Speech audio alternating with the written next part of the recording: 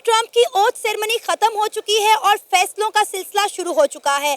Donald Trump 2.0 के आगाज के साथ ही दुनिया भर में ये चर्चा हो रहा है कि डोनाल्ड ट्रंप पहली मुलाकात किस मुल्क के प्राइम मिनिस्टर के साथ करेंगे। खबर निकलकर सामने आ रही है कि फरवरी में डोनाल्ड ट्रंप वाशिंगटन डीसी में इंडिया के प्राइम मिनिस्टर नरेंद्र मोदी से 101 मुलाकात करेंगे। दोनों के दरमियान मुख्तलिफ मुद्दों पर बातचीत होगी, ट्रेड पर बातचीत होगी, जिसके बाद डोनाल्ड ट्रंप जो है वो इंडिया में होने वाली क्वाड मीटिंग को अटेंड करने के लिए भारत जाएंगे। इसी मुद्दे पे बात करेंगे आज की इस वीडियो में, तो आइए चलिए हमारे साथ। इस वक्त हमारे साथ राना सैफ मौजूद हैं, जो कि किसी भी तारुफ के मोहताज नहीं। अक्सर आप इन्हें हमारे YouTube चैनल पर देखते हैं, जहां पर ये मुख्तलिफ मुद्दों पर अपनी राय का इजहार करते हैं। अस्सलाम वालेकुम। वालेकुम अस्सलाम। सर कैसे हैं आप? मैं ठीक ठाक, आप सुनाएं? मैं भी बिल्कुल ठीक। सर आपको पता है कि डोनाल्ड ट्रंप की ओथ सेरेमनी खत्म हो चुकी है। डोनाल्ड ट्रंप 2.0 का आगाज हो गया है। अब फैसलों का सिलसिला शुरू हो गया है कि डोनाल्ड ट्रंप पहले किस मुल्क के प्राइम मिनिस्टर से मिलेंगे। मैं ये आपसे जानना चाहूंगी, आपको क्या लगता है कि डोनाल्ड ट्रंप पहले किस मुल्क के प्राइम मिनिस्टर से मिलना चाहेंगे? हर कोई अपनी अपनी पेशन गोई कर रहा है, आपको क्या लगता है? देखें, ट्रंप का ऑफिस में तीसरा दिन था और उन्होंने पहले दिन ये कहा था कि मेरा दौर जो है ना 2.0 वो अमेरिका के ये कह लें कि ग्रेट डेज जो हैं या ग्रेट एरा अमेरिका जो है वो स्टार्ट हो रहा है। जारी बात है, और ख़ुद को बहुत ज़्यादा अपना मसीहा बना के अमेरिका के लिए पेश कर रहे हैं। और नो डाउट कि उनका जो इलेक्शन था, उन्होंने एक सिस्टम को शिकस्त दे के वो इलेक्शन के लिए आए हैं। और अमेरिका में जो भी कोई भी प्रेसिडेंट आता है ना, तो सबसे जो नज़र रखी जाती है उसके साथ रिलेशन के साथ, वो ये देखी जाती है कि एशिया में वो किस कंट्री के साथ पहले टाई अप करेंगे। ठीक है, किस कंट्री का वो सबसे पहला विजिट करेंगे, या किस कंट्री का हेड ऑफ द स्टेट जो है वो यूएस का विजिट करेगा और न्यूली इलेक्टेड जो उनका प्रेसिडेंट है उसके साथ उसकी मुलाकात जो है 101 मुलाकात जो है वो होगी। तो हमने ये देखा कि जब से ट्रंप ने इलेक्शन जीता था, ट्रंप के इलेक्शन जीतने के बाद भी ट्रंप को काउंटर करने के लिए उनको आप ये कह लें कि अक्यूज भी किया गया था उनकी कोर्ट्स की जानिब से, लेकिन सो इलेक्टेड प्रेसिडेंट थे, उसको फ़र्क नहीं पड़ा। और मैंने नोटिस किया, आप लोग न्यूज़ पे आप द फोक्स फिलाडेल्फिया ले लें, BBC ले लें, ABC ले लें, इंडिया की तरफ चले जाएं, Bharat watch, times of India, तो उसमें जो सबसे कंबाइन चीज़ देखने को मिली थी वो ये थी कि जयशंकर इलेक्शन होने के बाद और ट्रंप की जो ओथ टेकिंग सेरेमनी थी उससे पहले के अरसे में 3 दफ़ा उसने अमेरिका का विजिट किया। अब वो अमेरिका का विजिट जो था, अब मैंने तो ये असेस कर लिया था कि अगर इंडिया जो है, इंडिया का foreign the great foreign minister India का जो एस जयशंकर जो है उन्होंने विजिट किया है, तो वो कुछ ना कुछ ज़रूर गेन करेंगे। 7 दिन से इंडिया के foreign affair minister doctor S Jaishankar जो है वो अमेरिका के अंदर मौजूद थे ओथ सेरेमनी से पहले, और वहाँ पे वो बड़ी बड़ी डील साइन कर रहे थे रशिया के साथ और पता नहीं कितने ममालिक के साथ। उन्होंने कौन कौन सी डील साइन की है? देखें, ओथ टेकिंग सेरेमनी आप ये कह लें कि उसकी कैबिनेट की जो ओथ टेकिंग सेरेमनी थी, उनके जो मिनिस्टर्स थे हल्फ लेने से पहले वो उनसे मिल चुका था, सबसे मिल चुका था। और मेन मुद्दा जो होता है, इंडिया को क्या चाहिए, इंडिया जिन 3 मिनिस्ट्रीज को कैप्चर करता है ना, फाइनेंस मिनिस्ट्री होती है, सेकंड डिफेंस मिनिस्ट्री होती है, और थर्ड जो होती है वो उनकी होती है इंटीरियर, आप ये कह लें कि खारजा, वजीर खारजा जो है, या जिसे आप लोग एक्सटर्नल अफेयर के मिनिस्टर जो वो कहते हैं, वो तीनों को मुलाकात कर चुका था। अब ये हुआ है कि जब ओथ टेकिंग सेरेमनी हो गई है तो उस वक्त ये लगा कि फर्स्ट 100 डेज में जो पहला विजिट एशिया का होगा उसमें इंडिया का विजिट होगा। लेकिन अब न्यूज़ जो आना शुरू हो गई हैं, और आप लोग इंडिया के फॉरेन ऑफिस को देख लें या यूएस के फॉरेन ऑफिस को देख लें, तो अब सुनने में ये आ रहा है कि नेक्स्ट फरवरी में नरेंद्र मोदी जो है वो विजिट करने जा रहे हैं यूएस का, और 1 to 1 मुलाकात। और ये मुलाकात जो शेड्यूल की गई है ना, ये जो आप ये कह लें कि 7 दिनों का जो स्टे था foreign minister doctor S Jaishankar का, उसने ये सारा जो है वो प्लान किया। और ये बहुत बड़ी अचीवमेंट है इंडिया की, आप ये कह लें कि फॉरेन डिप्लोमेसी की, कि न्यूली इलेक्टेड प्रेसिडेंट जो होता है वो तो 6 महीने बाहर ही नहीं निकलता। बिल्कुल सर, ऐसा ही है, 6 महीने बाहर नहीं निकलता। अभी उसने बड़ा काम करना है। उन्होंने पिछले 4 साल के जो बाइडन इंतजामिया की एडमिनिस्ट्रेशन थी उसको रिप्लेस करना है, उनके जो डिसीजन थे उनको रिवर्ट बैक करना है। लेकिन उसने अभी उस पर फोकस, इन सारे मामलात के साथ साथ उन्होंने क्या किया कि उन्होंने कहा कि पहले हमारे साथ भाई विजिट करें, हमारे साथ 101 मुलाकात करें। तो ये बहुत बड़ी अचीवमेंट है। वाशिंगटन डीसी के अंदर फरवरी में नरेंद्र मोदी और डोनाल्ड ट्रंप की 1-on-1 मुलाकात होने जा रही है। उसके बाद आपको पता है कि इंडिया के अंदर क्वाड समिट है। डोनाल्ड ट्रंप उस समिट को अटेंड करने के लिए भारत जाएंगे, यानी डोनाल्ड ट्रंप का पहला दौरा भी भारत का है और वो पहले प्राइम मिनिस्टर जिससे मिल रहे हैं वो भी भारत के हैं, नरेंद्र मोदी। देखें, ये फॉर्चुनेटली जो है, या आप ये कह लें कि किस्मत है उनकी, और नो डाउट कि उनकी पॉलिसी भी, खारजा पॉलिसी बहुत स्ट्रॉन्ग है कि क्वाड की कॉन्फ्रेंस जो है उसमें डोनाल्ड ट्रंप वहाँ पे जा रहे हैं, और उससे पहले अगर नरेंद्र मोदी की उनके साथ मुलाकात हो जाती है तो इसका सारे का सारा क्रेडिट जो उनकी, आप ये कह लें, एक्सटर्नल अफेयर की मिनिस्ट्री को जाएगा, और सबसे ज़्यादा क्रेडिट जो है वो उनके जो एक्सटर्नल अफेयर के मिनिस्टर हैं डॉक्टर एस जयशंकर। और इसमें आप ये कह लें कि ये सिर्फ नहीं है कि उन्होंने विजिट, आप हमें ये लगता है, लोगों को ये लगता है कि जस्ट वो प्रेसिडेंट का विजिट जो है उसको कैप्चर करना चाहते हैं। लास्ट टाइम जो ट्रंप ने विजिट किया था वहाँ पे, और बड़े हाथों में हाथ डाल के नरेंद्र मोदी के साथ उसने उनके जो स्टेडियम था, मूडी स्टेडियम था मेरे ख्याल में, वहाँ पे उन्होंने एक स्पीच भी की थी। तो लोगों को ये लगता है कि वो जस्ट अपने आप को ना दुनिया को कैप्चर करने के लिए, लेकिन आपको ये नहीं पता कि इंडिया में जूनियर ट्रंप बहुत बड़ी इन्वेस्टमेंट करने जा रहे हैं। इंडिया में ट्रंप टावर बनाने जा रहे हैं। इंडिया में ट्रंप जूनियर जो है वो ट्रंप टावर बनाने जा रहे हैं, और ये जो क्वाड की कॉन्फ्रेंस होगी उसमें ट्रंप जूनियर जो है वो भी साथ होंगे। और आप ये कह लें कि ये तकरीबन $6 बिलियन की इन्वेस्टमेंट होगी, जो कि, और ये है भी नहीं, ये स्टेट टू स्टेट भी नहीं है, ये प्राइवेट इन्वेस्टमेंट है। और स्टेट टू स्टेट पे इन्वेस्टमेंट में और प्राइवेट में, अब प्राइवेट इन्वेस्टमेंट जो होती है ना उस पर गवर्नमेंट का रेवेन्यू ज़्यादा होता है, टैरिफ ज़्यादा होता है, टैक्स ज़्यादा होता है, लेकिन उनके दरमियान आप ये देखें, और क्रेडिट तो यही जाता है ना, कि क्रेडिट तो उनकी एक्सटर्नल अफेयर की मिनिस्ट्री को जाता है कि अगर $6 बिलियन की वो इन्वेस्टमेंट जो है वो लेके आ जाते हैं। और फिर ये है कि जब जूनियर ट्रंप वहाँ पे जाके इन्वेस्टमेंट करेगा ना, तो ये इन्वेस्टमेंट जो है पूरी दुनिया को कैप्चर करेगी, पूरी दुनिया को अट्रैक्ट करेगी कि वो भी इंडिया में। और आपके पास, आपको पता है कि इंडिया बहुत बड़ी मार्केट है, इन्वेस्टमेंट अपॉर्चुनिटीज़ बहुत ज़्यादा। और दूसरी बात यह है कि वहाँ पे जो बैरियर है ना इन्वेस्टमेंट के, या वहाँ पे न्यू इन्वेस्टर के लिए जो अपॉर्चुनिटीज़ है वो बहुत ज़्यादा, उन्होंने अपने लॉ को बहुत ज़्यादा नॉर्मलाइज कर लिया है इंटरनेशनल इन्वेस्टमेंट के लिए, कि किसी को डॉक्यूमेंटेशन के प्रोसेस में, और कभी रेवेन्यू डिपार्टमेंट में, और कभी FIA उनके जो इन्वेस्टिगेशन का डिपार्टमेंट है, फॉरेन अफेयर, उसमें उन्हें ऑलरेडी पता होता है।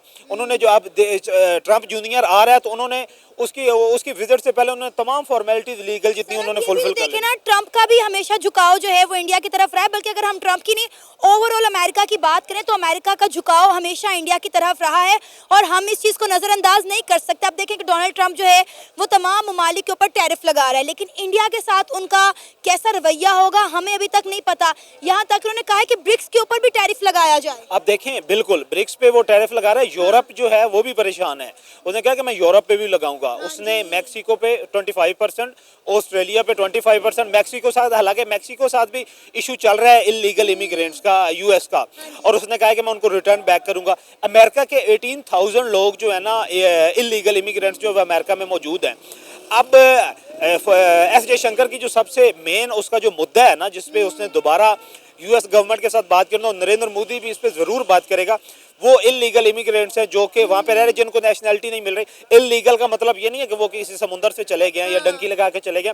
जो स्टूडेंट्स वहाँ पे जाते हैं, जो विजिटर जाते हैं, जो कि विजिट वीज़े पे जाते हैं, कुछ घूमने जाते हैं, कुछ बिजनेसमैन शॉर्ट टर्म के लिए जाते हैं और वहाँ पे स्टे कर लेते हैं। अब ये स्टे जो था इलीगल इमिग्रेंट्स का वहाँ पे इसलिए था कि पहले इनका जो बर्थ राइट पॉलिसी थी, या बर्थ राइट का जो लॉ था, जो बाइडेन के दौरे हुकूमत में दोबारा आया, कि अमेरिका में जो भी बच्चा पैदा होता है उसके वालिदैन जहाँ से भी ताल्लुक़ रखते हैं, अगर वो वहाँ पे अमेरिका में पैदा हो गया तो वो अमेरिकन नेशनैलिटी होल्डर है। अब जो अमेरिकन नेशनैलिटी होल्डर है तो उसके पेरेंट्स को तो डिपोर्ट नहीं कर सकते जब तक कि वो अडल्ट नहीं हो जाता। तो इस पे ट्रंप ने जो है इसको रिवर्ट बैक किया है, इस डिसीजन को, कि जो भी बच्चा पैदा होगा पहले उसकी रजिस्ट्रेशन होगी, रजिस्ट्रेशन के बाद पता चलेगा, और वो गवर्नमेंट, US गवर्नमेंट डिसाइड करेगी कि इधर ही और she is the citizen of US और नॉट। लेकिन उस पे भी एस जयशंकर ने कोई ना कोई दरमियानी रास्ता जो निकाल लेना है। अब चाइना पे उसने 10% का टैरिफ जो है वो इम्पोज किया है, लेकिन आप ये देखें कि एक्सपोर्टर जो है और इम्पोर्टर, चाइना के बाद इंडिया सबसे बड़ा एक्सपोर्टर है, उसके साथ US के साथ, सऊदी अरेबिया के साथ भी चल रहा होता है, वो एक आप ये कह लें कि सेपरेट एंटिटी है, लेकिन इंडिया के साथ जो उसका ट्रेड है वो भी बहुत बड़ा है। लेकिन इंडिया को उसने आप ये कह लें कि अनाउंस ही नहीं किया कि हम सिर्फ 3 ममालिक जो थे उनको सामने रखा है। तो इससे भी आप लोग अंदाज़ा लगा सकते हैं कि ट्रंप की झुकाव जो है एशिया में सबसे ज्यादा किस कंट्री की तरफ है। अब ये देखें ना, आपके इंडिया के प्राइम मिनिस्टर नरेंद्र मोदी फरवरी में वाशिंगटन जा रहे हैं ट्रंप से मिलने के लिए। कहा जा रहा है कि ये ट्रंप की पहली मुलाकात होगी किसी मुल्क के प्राइम मिनिस्टर के साथ जो कि नरेंद्र मोदी होंगे। डेफिनेटली अमेरिका के साथ इंडिया ट्रेड पर बात ना करे, ये तो पॉसिबल हो ही नहीं सकता। देखें वो इंडिया का प्राइम मिनिस्टर है और इंडियन प्राइम मिनिस्टर जो नरेंद्र मोदी की पॉलिसी ये कि नरेंद्र मोदी का आप लोग हिस्ट्री निकाल लें उनकी फॉरेन मिनिस्ट्री से कि नरेंद्र मोदी का अब उसकी थर्ड टेन्योर है, अब उसको तकरीबन 12वां साल है एज अ पीएम, लेकिन उसका कोई भी प्राइवेट विजिट नहीं है जाती अपना किसी भी कंट्री में। जहाँ पे भी वो गया है ऑफिशियल विजिट पे गया है और हमेशा बड़ी बड़ी डील साइन करके आए हैं और हम देखते रह गए और कोई भी आपका ये देख लें कि कोई भी उसका विजिट जो है उसे आप ये नहीं कह सकते कि वो नाकाम गुजरा है। उसने हर कहीं पे जहाँ पे गया उसने डिफेंस की बहुत बड़ी डील की है, उसने इंटरनेशनल रिलेशन पे बहुत बड़ी डील्स की हैं, उसने फॉरेन इन्वेस्टमेंट की बहुत बड़ी डील्स की हैं, उसने इंटीरियर उनकी जो आप ये कह लें एक्सटर्नल मिनिस्टेरियल इशूज जो थे उस पर उन्होंने बहुत बड़ी डील्स की हैं। और ये देखें कि सबसे बड़ा टारगेट जो होता है इंडिया का हमेशा पाकिस्तान होता है और उसने दुनिया का झुकाव अपने तरफ किया है और पाकिस्तान को उसने पीछे कर दिया है। हर दफा जो है आप कहीं पे भी पाकिस्तान का मौकफ कश्मीर पे कितना स्ट्रॉन्ग है, डिस्प्यूटेड टेरिटरी है कश्मीर, लेकिन दुनिया मानने को तैयार नहीं है।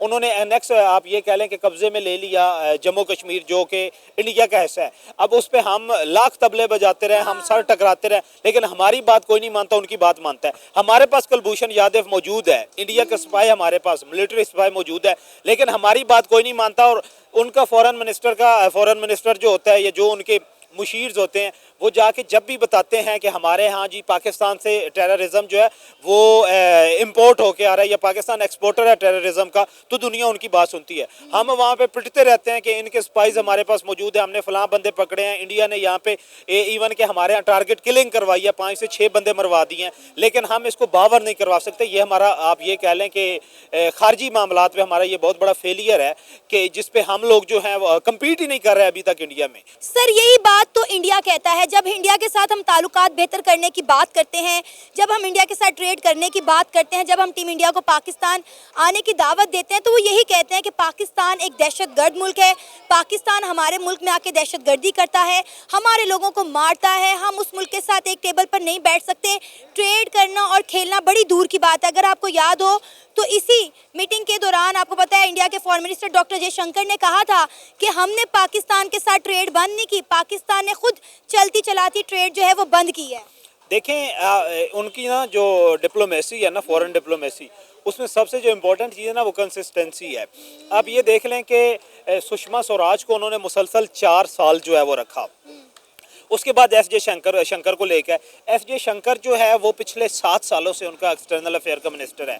आप उनका डिफेंस आप ये कह लें कि सिक्योरिटी एडवाइज़र जो है क्या नाम है उसका, अजीत डोवल, ठीक है, वो पिछले 18 साल से दूसरी सदी है, दूसरी आप ये कह लें कि दहाई से जो है वो उनके डिफेंस सिक्योरिटी को एनालाइज कर रहे हैं।